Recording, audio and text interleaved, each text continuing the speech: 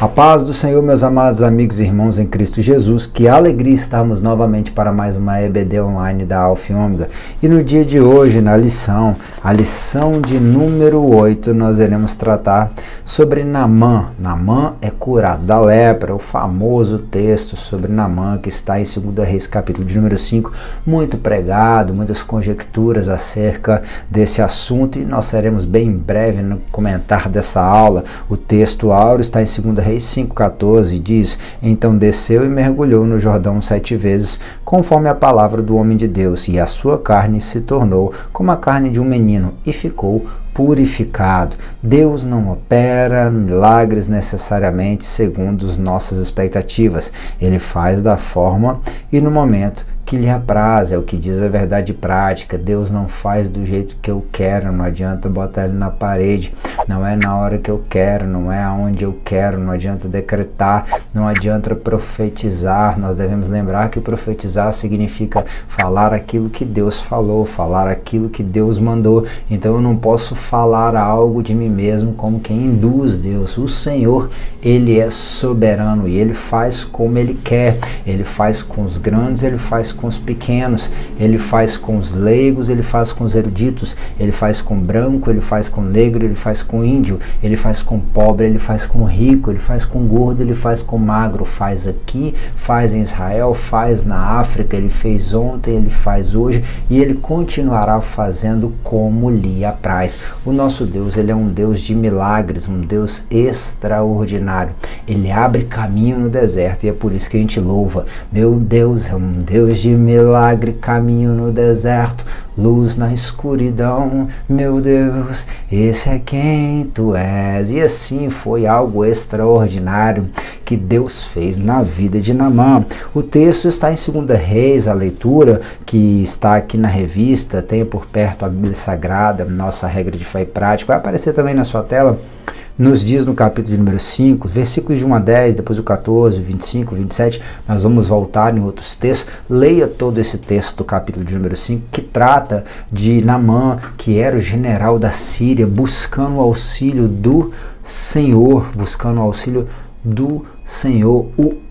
o Deus de Israel, através do que o Senhor iria manifestar pela vida de Eliseu, pela palavra que sairia da boca de Eliseu. Mas antes, nós precisamos fazer um contexto histórico aqui. A Síria, ela era inimiga de Israel. O texto de 1 Reis 11:25 diz que Hadad, o pai de Ben-Hadad, foi adversário de Israel por todos os dias de Salomão. E além do mal que fez, porque detestava Israel, reinava sobre a Síria. Ben-Hadad, Ben significa filho, Ben-Hadad, rei da Síria, ajuntou todo o seu exército e havia com ele 32 reis, e cavalos e carros, e subiu e cercou Samaria, pelejou contra ela. Você lembra, porque nós já temos falado que após a morte de Salomão, o reino foi dividido em reino do sul, Judá, Benjamim, e reino do norte, com a capital em Samaria, com as 10 tribos. Bem, o povo de Samaria, o povo de Israel, o povo das tribos do norte, se envolveram em muitas idolatrias e assim não agradaram ao Senhor, bem como seus reis. E Deus mandou o castigo, o cativeiro. Muitos falam do cativeiro do Egito. Quem foi para o Egito? Um dia o Senhor tirou do Egito. O Egito é símbolo do mundo. Nós saímos do mundo e não podemos voltar para o Egito. Ezequiel fala isso, Jeremias fala isso. Não desçais ao Egito, não volte para o Egito, não se apoie no Egito. O Egito não tem nada para você.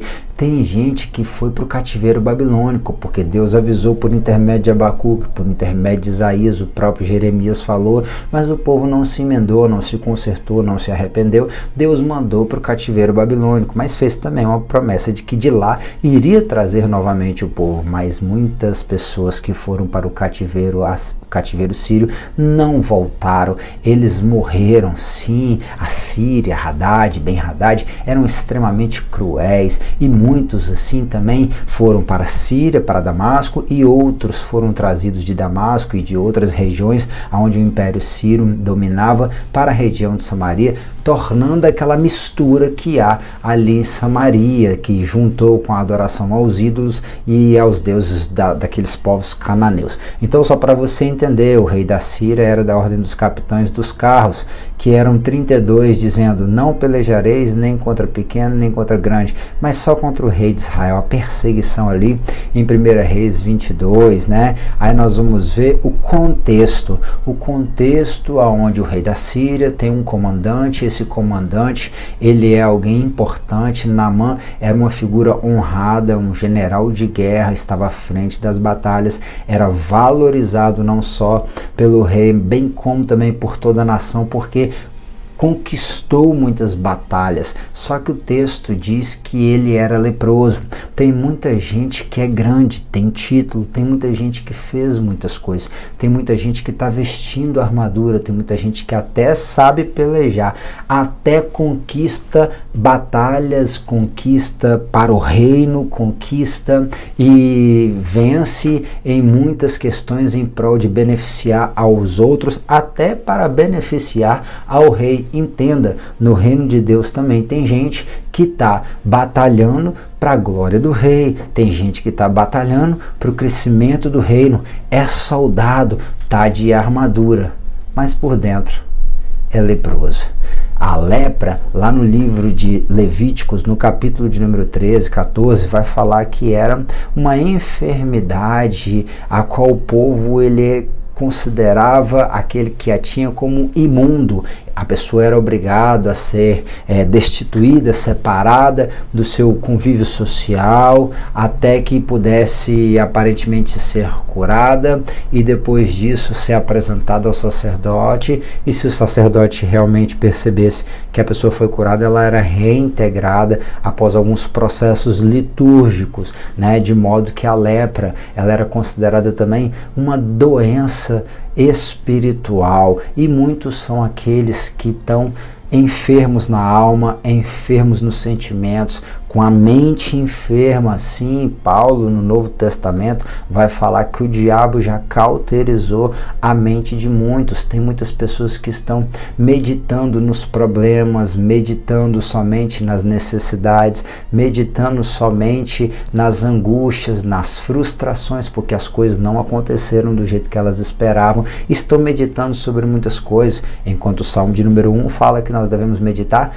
na lei do Senhor de dia e de noite. Nós precisamos lembrar o que o mesmo Paulo falou, que nós temos a mente de Cristo, senão nós nos deixaremos levar pelo Deus desse século e a nossa mente será cativa e se tornará também leprosa. Nossos sentimentos, emoções, o nosso homem interior.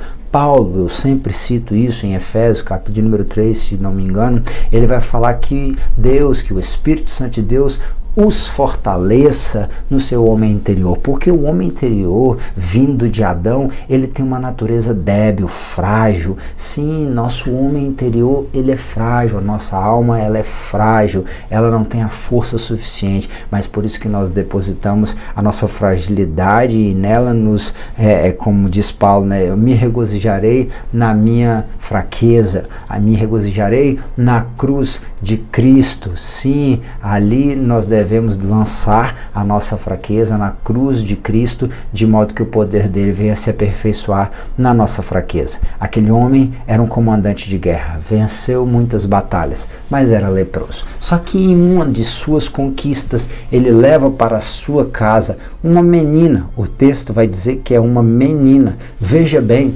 quantas crianças aparecem na Bíblia Sagrada. O menino com 5 pães e 2 peixinhos, a qual Jesus ali utilizou daquela ferramenta para poder, dando graças, abençoar e alimentar tantas pessoas. Quem mais? Talvez a figura de Davi, apenas um jovem com uma funda, assim matando um gigante, tocando harpa, expulsando demônios até mesmo do rei, libertando cativos, assim salvando talvez as ovelhas do seu pai, dos ursos, dos leões. Um menino como Samuel, enquanto os sacerdotes não ouviam mais a voz de Deus, ele ouvia a voz do Senhor, que falava com ele, um menino, apenas um menino. Veja bem, aqui nós vamos ver que uma menina, apenas uma criança. O próprio Deus falou para Jeremias, enquanto Jeremias falava, eu sou uma criança, e ele falava, não fale que tu és como uma criança. Sim, nós temos que entender que Deus chama quem quer,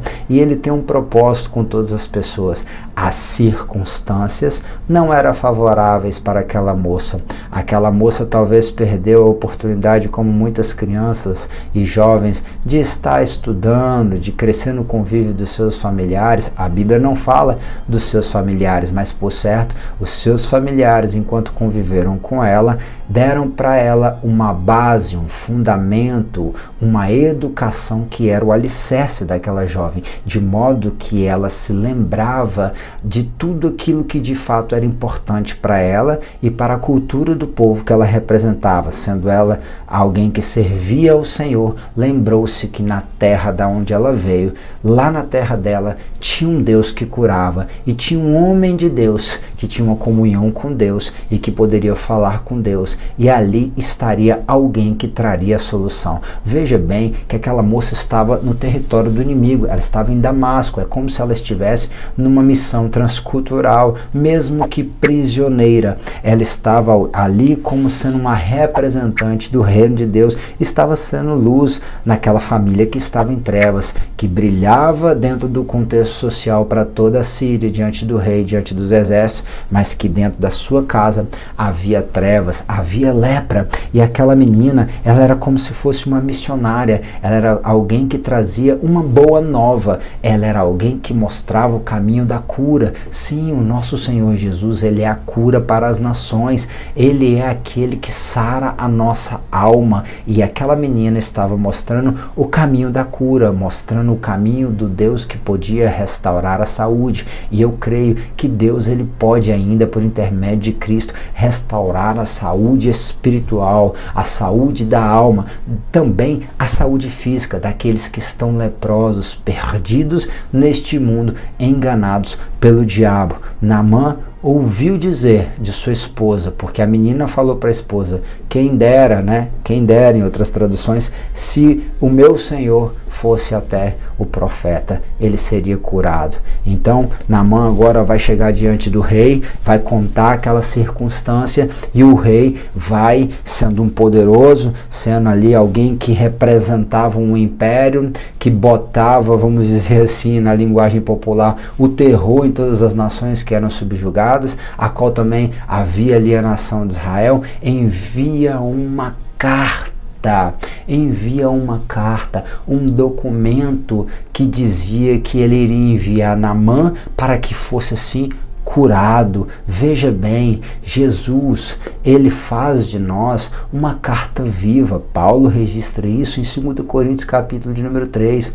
Nós somos a carta escrita pelas mãos de Deus. Sim, nós somos escritos no livro da vida e agora representamos o reino dos céus. Nós estamos aqui representando o Deus que faz milagres. Então nós não precisamos de carta, né? É bom, você vai sair da sua igreja, vai visitar outra igreja, um tempo tão difícil, né, como esse, onde muitos escândalos acontecem, leva lá a sua carta de recomendação, mas saiba que quando as pessoas olharem para você, você não está representando o rei da Síria, você não está representando apenas um grande exército que conquista muitas coisas. Não, você é a carta de Cristo lida por todos os homens. Você está representando, enquanto embaixador do reino dos céus, o Deus dos deuses, o Rei dos reis. E ali enviou para Israel, enviou para o rei de Israel, como se o rei de Israel pudesse fazer alguma coisa. É claro que havia muitas artimanhas de guerra, e o rei de Israel entende aquilo como apenas uma situação que estava sendo criada para poder invadi-lo novamente,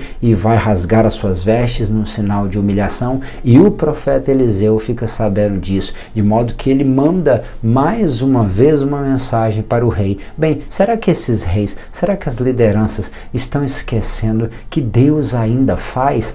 Eliseu manda vir até ele, só que quando chega Naamã, com toda aquela comitiva, com toda aquela pompa, com toda aquela aquele contexto que envolvia a vida de um grande homem, sim, eles se apoiavam em muitas coisas. Até hoje, as pessoas, independente do cargo que tenham social ou na igreja, elas precisam tomar cuidado para que elas não venham se apoiar naquilo que acrescenta, né, valores agregados, status em extremo. As pessoas se apoiam no carro que tem, na casa que tem, nas vestes que tem. Não, nós devemos nos apoiar, nos firmar no Senhor. Ele foi com grande pompa, esperando que fosse ser recebido com todas as honrarias que um comandante do reino, aquele grande reino que era a Síria,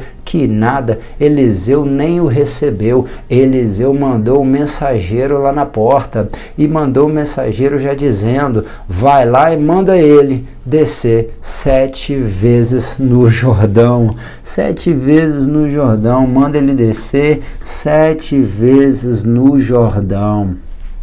Eu acho interessante que Naamã fica indignado. Aqui, o contexto, né, do tópico de número 2, nós vamos ver que como eu falei, Eliseu não fica impressionado com aquilo. Tem tanta gente que se vende, né? Mas Eliseu e Elias não se venderam.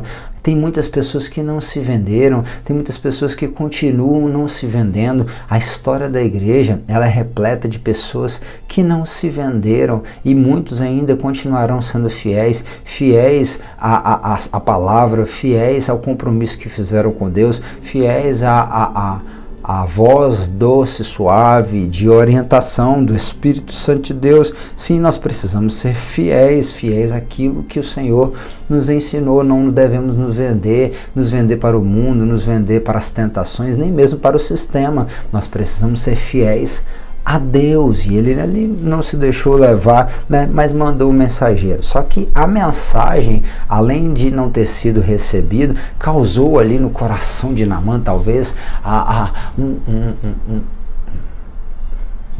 algo que fosse ruim, digamos assim, porque tem muita gente que não gosta de ser rejeitado.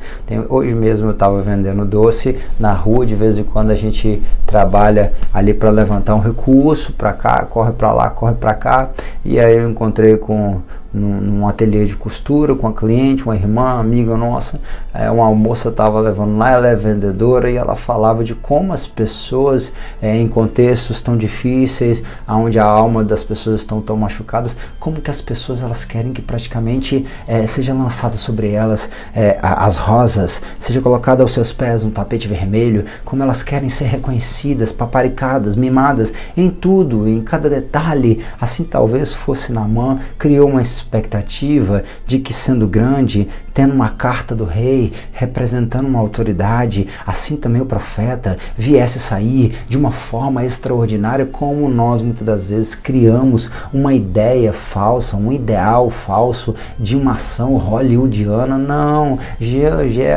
Eliseu nem foi lá, só mandou o recado. Ele nem foi lá, talvez Naamã estivesse esperando ser tocado, ser curado ali. Não, vai se banhar, mergulhar 7 vezes no Jordão. Logo no Jordão.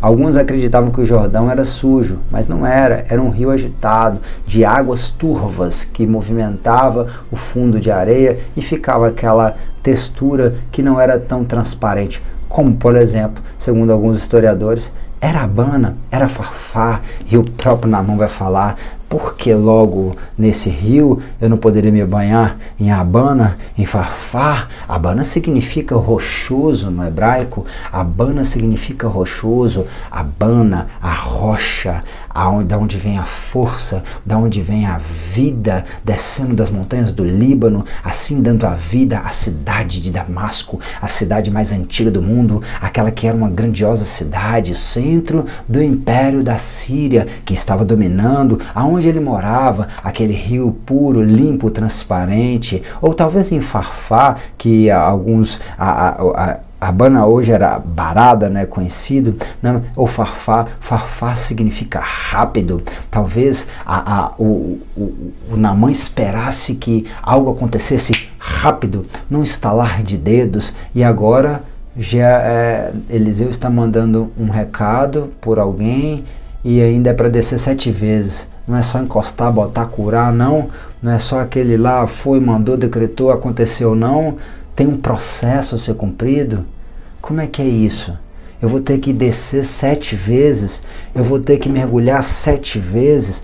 Talvez, preste bastante atenção, nós cremos que Deus ainda faz milagres, Deus ainda continua curando, Deus ainda continua purificando, Deus ainda continua libertando, Deus ainda continua transformando, Deus ainda faz milagres, mas nós temos que tomar cuidado para nossas conjecturas, e o Senhor nos dá possibilidades, como muitas mensagens de pregação são feitas em cima dessa passagem. Há muitas campanhas, às vezes campanhas intermináveis, campanhas com fins apenas de tirar dinheiro das pessoas, com conjecturas mirabolantes. Não, nós podemos sim refletir. São 7 passos que são convidados aquele homem a traçar na sua caminhada. São 7 mergulhos, são 7 vezes que ele tem que fazer um ato de se abaixar, de submergir naquelas águas, para além do número 7, que representa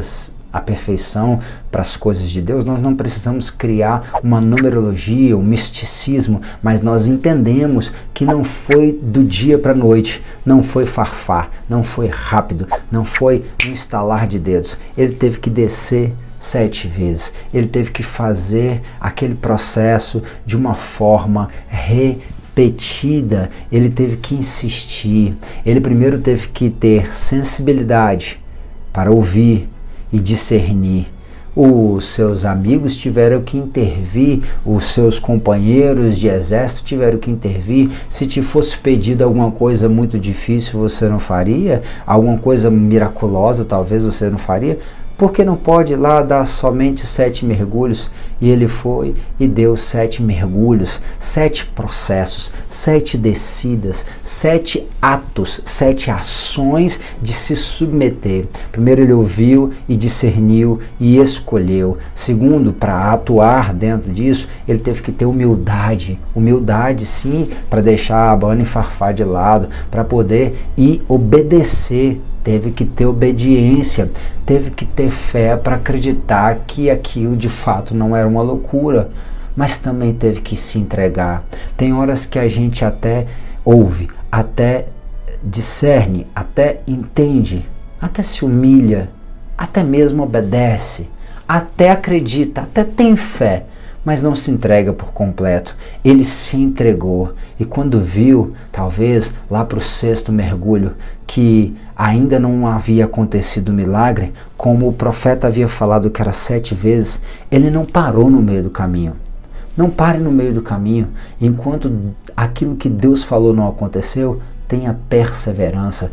Ele perseverou e depois ele se entregou à dependência de Deus. Quando nós temos sensibilidade e alcançamos discernimento para poder escolher a vontade de Deus. Quando nós nos humilhamos, somos humildes, quando nós obedecemos, quando nós acreditamos, quando nós temos fé, quando nós nos entregamos e perseveramos, não desistimos e por completo nos entregamos e somos dependentes de Deus, assim nos exaurindo de qualquer possibilidade que possa haver em nós, de qualquer força, de qualquer status, de qualquer coisa, e reconhecemos que somente o Senhor é quem pode fazer, como fez Naamã, agora dependente daquele que podia fazer. Aquele homem ouviu de uma menina que falou, mostrou o caminho para a cura, mostrou a direção que ele deveria ter tomado e ele fez o processo como deveria fazer. Não é simplesmente uma campanha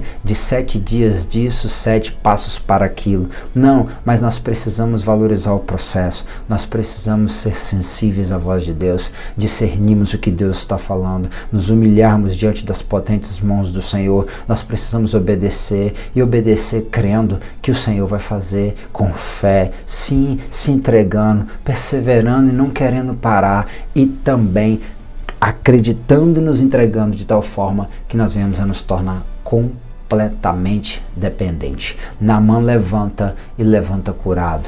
Naamã levanta e levanta levando a experiência da glória e do poder de Deus para alguém que não era servo. Veja bem que lá no Novo Testamento, os dons espirituais, dom de cura, dom de milagre, dom de maravilhas, o dom da fé, isso tudo Deus concedia à igreja para aquilo que era útil, de modo que os sinais faziam com que as pessoas, como era com o caso de Filipe, no capítulo de número 8 do livro de Atos, as pessoas criam porque ouviam e viam o que Filipe fazia. Sim, os sinais faziam com que as pessoas se voltassem para esse Deus de milagres. Sim, como aconteceu na vida de Naamã. Naamã agora havia sido curado, então ele volta e se apresenta ao profeta. E é interessante que quando ele se apresenta ao profeta novamente, agora o texto vai dizer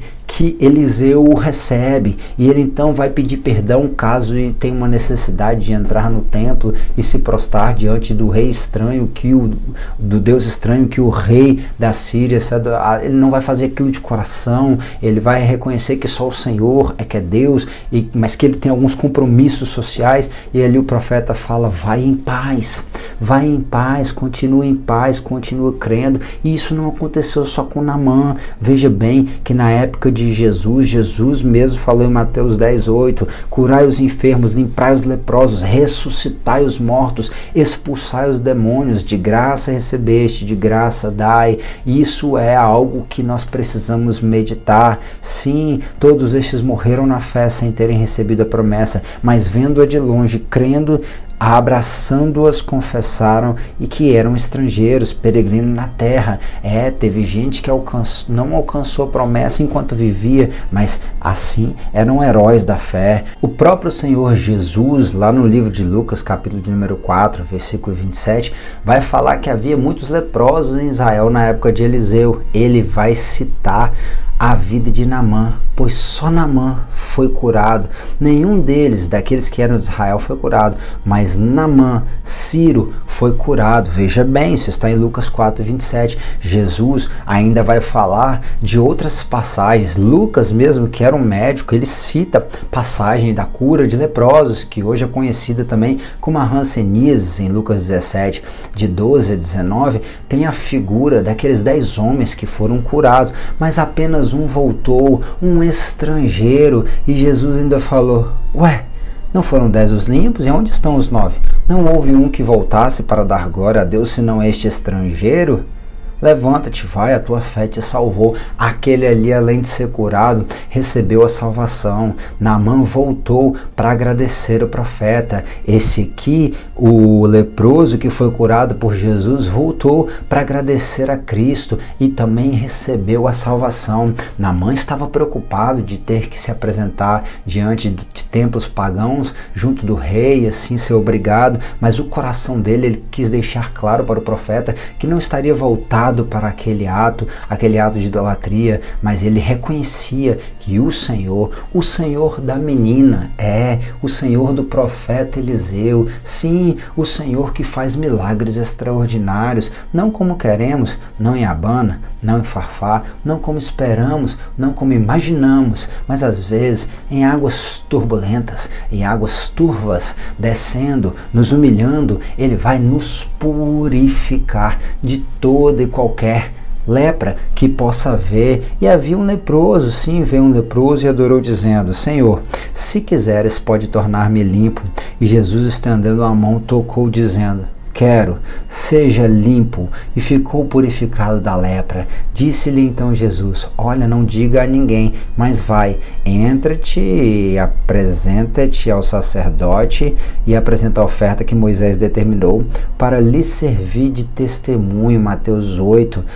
Nós vamos ver que ali havia um contexto, como eu falei de Levítico 13, que a pessoa que fosse curada, ela se apresentava ao sacerdote, se assim fosse reconhecida a sua cura, ele ofertava, adorava ao Senhor e era restituído à sociedade, né? Mas nós temos aqui que entender que o que moveu a Naamã foi aquela sensibilidade, discernimento para ouvir, para obedecer, e a fé. Lá em Hebreus 11, muitos morreram sem alcançar a promessa, mas morreram na fé, eram estrangeiros e peregrinos, mas morreram como heróis da fé, vislumbrando a promessa de longe. Naamã alcançou a promessa, mas a promessa fez com que ele se voltasse para o Deus da promessa, para o Deus maravilhoso, o Deus extraordinário. Sim, e ali nós vamos ver também que o Senhor, ele permitiu que acontecesse algo, porque a partir do momento que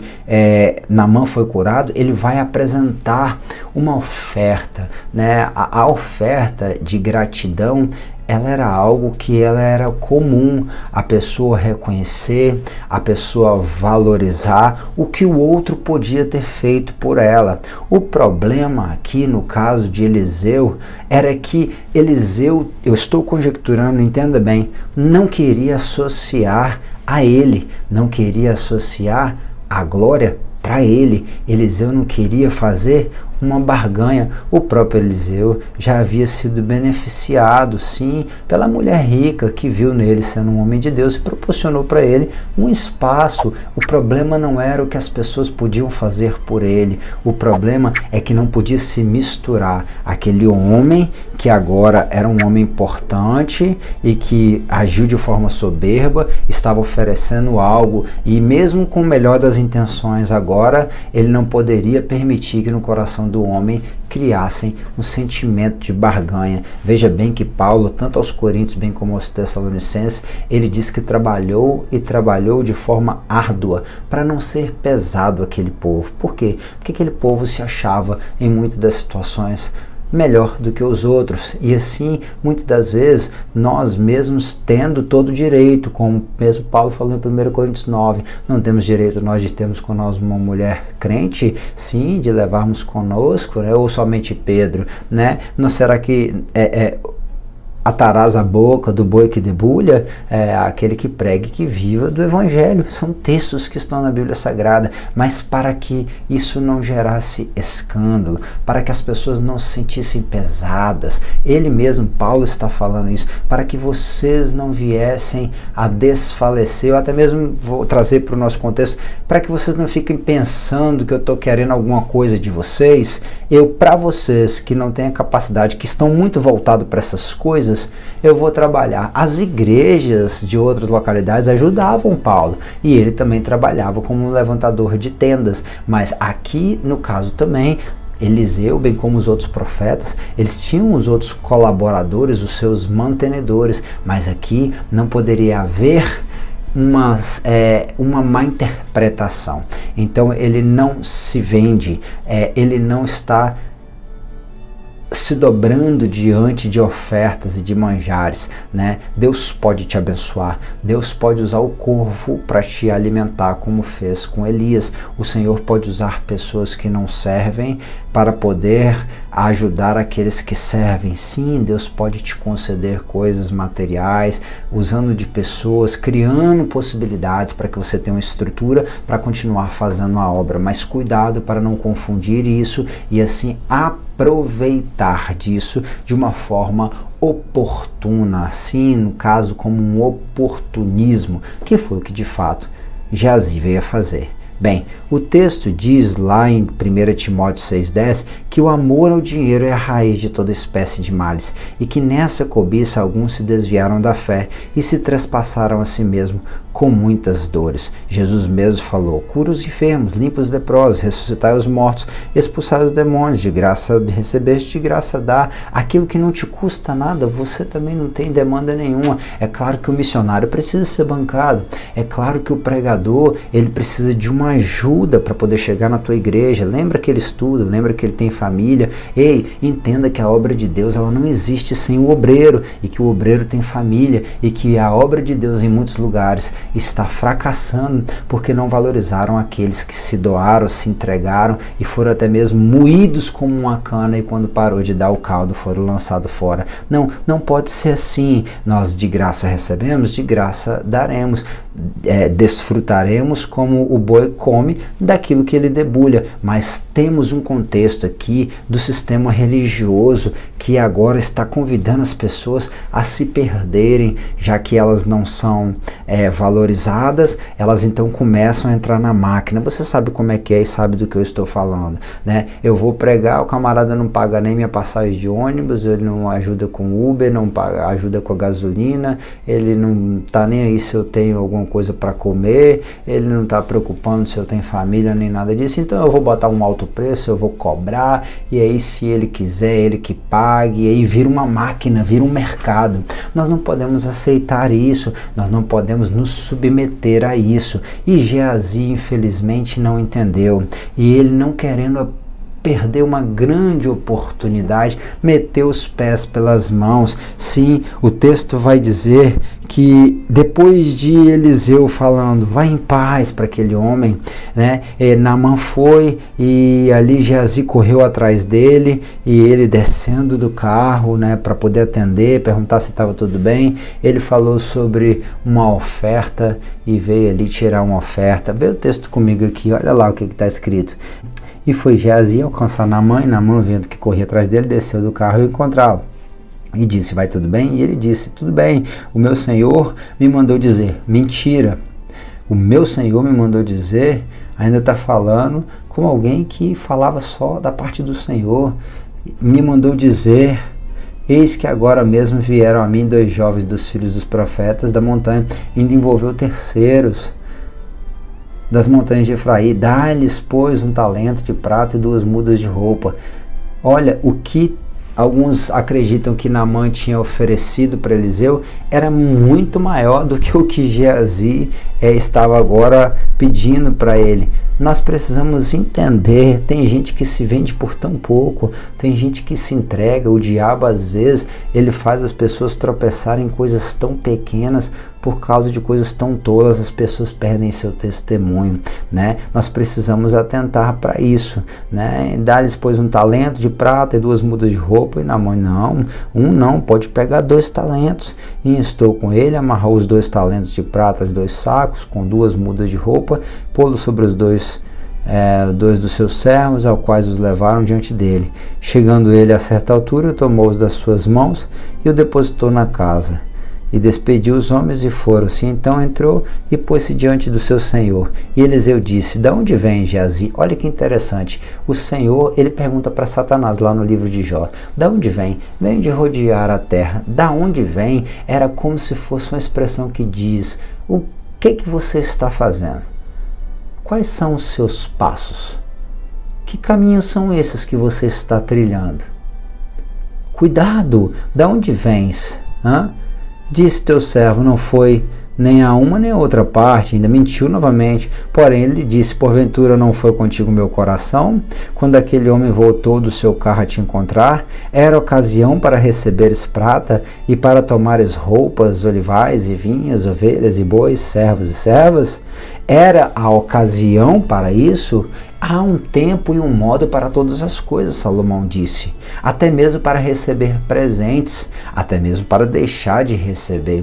Existe um momento que nós recebemos ofertas, em outros momentos nós não podemos nos vender. Existe um momento, aniversário do pastor, o pastor ganha um terno, ganha um sapato, ganha uma gravata, glórias a Deus, mas não é através de um terno que alguém vai comprar uma posição, um favor do pastor, né? Não, alguém, olha lá, vamos ali, olha, eu sou político aqui, eu candidato a não sei o que, eu vou te dar um terreno para você construir a igreja, a gente faz uma parceria, você me dá uns votos. Tem gente vendendo a igreja como curral eleitoral. Eu estou contextualizando para você refletir junto comigo. Cuidado para que não venha a questão, como foi com Geazi, nos envolver, nos seduzir e nos fazer tropeçar, e assim nós nos tornarmos leprosos, como se tornou Geazi, porque o texto diz que Eliseu falou, portanto a lepra de Naamã se pegará a ti e a tua descendência para sempre.